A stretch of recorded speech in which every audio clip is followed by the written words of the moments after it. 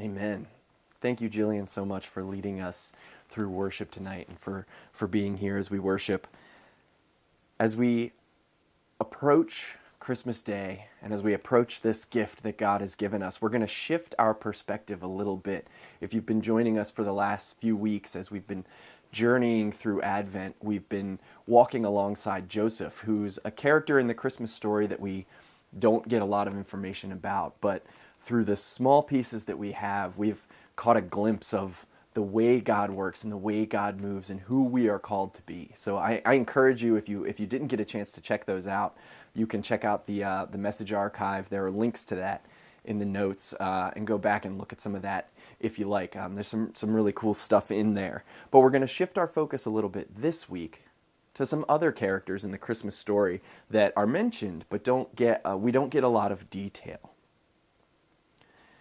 In the Gospels of Matthew and Luke, where we hear the Christmas story, there's actually one verse in each that is devoted to the birth of Jesus. But there's intense focus put on some other elements, and that's what we want to look at tonight. In the Gospel of Luke, we see this interesting focus on the people of low status in the society at that time. We see this moment where the angels appear to the shepherds and announce the birth of Jesus. And shepherds in this day and age were the bottom of the totem pole for society. They worked out in the fields with the sheep. They smelled bad. People did not want to associate themselves with shepherds. And here we see God intentionally calling these people to come and witness the greatest gift that the earth has ever received. God coming down, taking on flesh, and becoming man.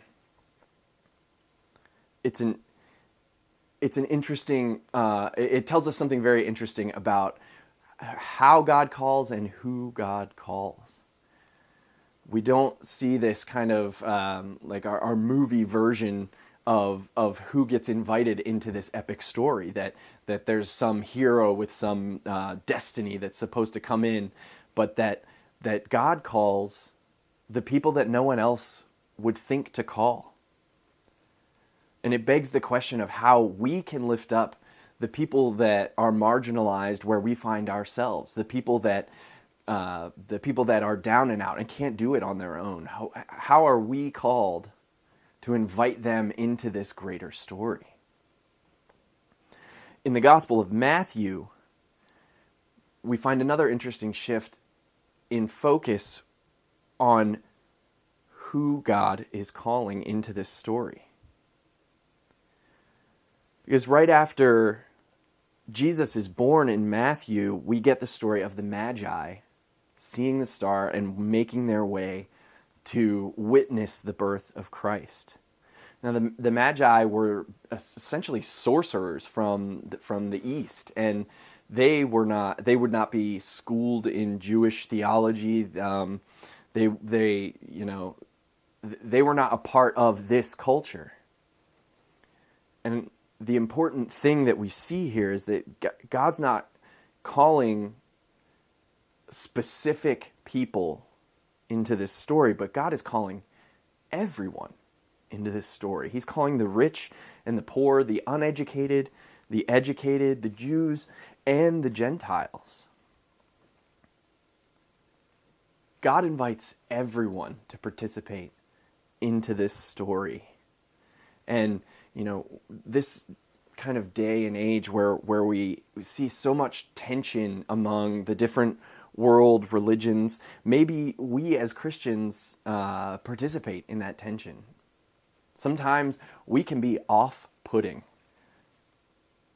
Perhaps we're not called to go out into the world and convert, but we're called to go out into the world and befriend, meet new people, learn new things, and share the love and grace of God with those people that we encounter.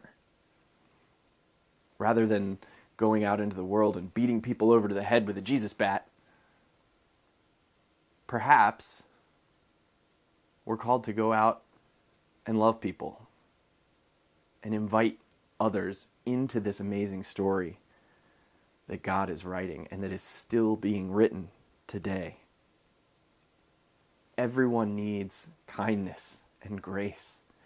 And we, as people of Christ, are the ones that are called to invite them into that kindness and grace. My son, Elliot, is about 3.5 years old now, and when I get home from work, one of his favorite games to play is hiding games. Most people know it as hide and seek, but he calls it hiding games. Dad, let's play hiding games. When I get home, that's what he wants to do. And he'll go running off into the kitchen and find a place to hide, and I can hear him giggling the whole way.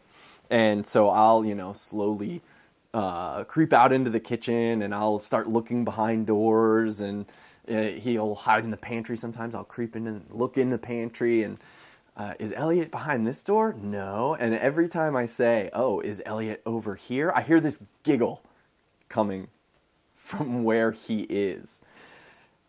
He doesn't quite get the idea that, the goal of hide and seek is to stay hidden for hours or days on end so that people can't find you. He wants to be found. As he goes racing off into the kitchen, he yells, Dad, come find me. Come find me. Perhaps that's what God was doing in the Christmas story. He wanted us to find him, so he came. He came in the person of Jesus so that we could find God. God doesn't promise that we won't experience pain in our lives, that our lives will be just perfect. We never get that promise from God. But he does promise that he will be with us always.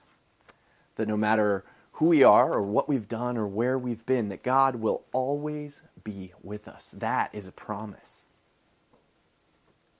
So as we move through our lives, as we encounter people and we interact with the world around us, we keep our focus on finding God in those people, in those moments, in those places.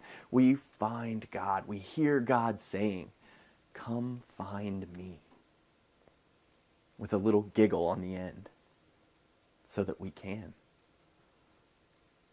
God isn't this faraway God that is somewhere off in space saying, get it right or else. We see this picture of God as a loving Father